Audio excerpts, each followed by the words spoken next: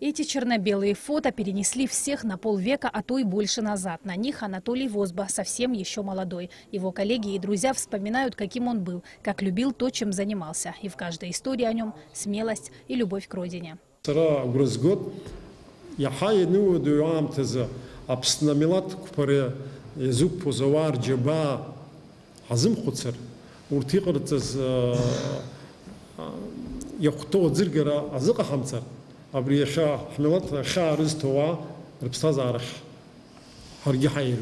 Анатолий Возба по профессии филолог. После института он проработал в родной Лыхнинской школе, затем в районном отделе образования. Но смыслом жизни писателя стала работа в районной газете «Бзыбь».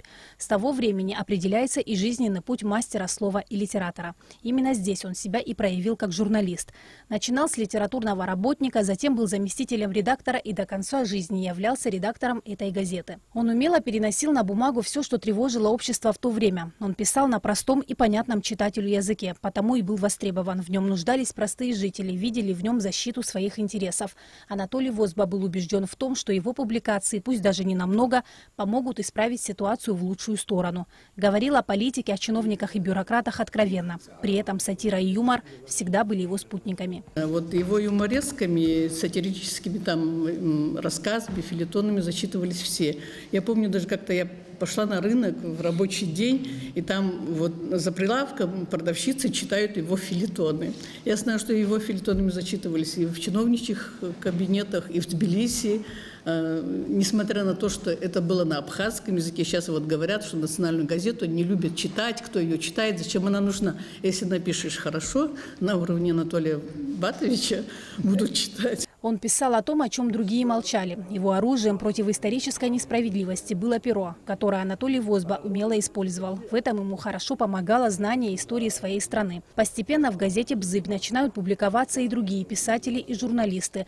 В их материалах начинает прослеживаться четкая позиция относительно происходящего в стране. Все они становятся активными участниками национально-освободительного движения абхазского народа.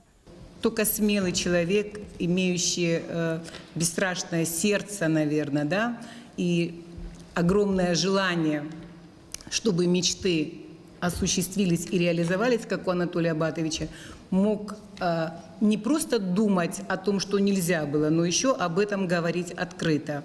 Вот Анатолий Батович это мог.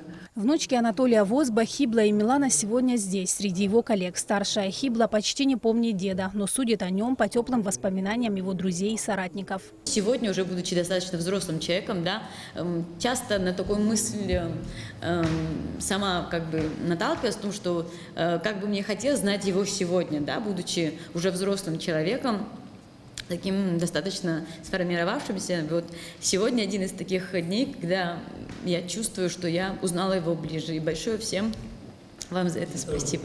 Литературный критик Руслан Кабба хорошо знал Анатолия еще со студенческих лет. Именно тогда он и написал известную повесть «Хаджарат Кяхба». Главный герой был не просто реальным историческим персонажем, но и близким родственником автора. Руслан Кабба отметил, что был впечатлен произведением. Еще больше эта повесть ему стала близка, когда он лично познакомился с писателем.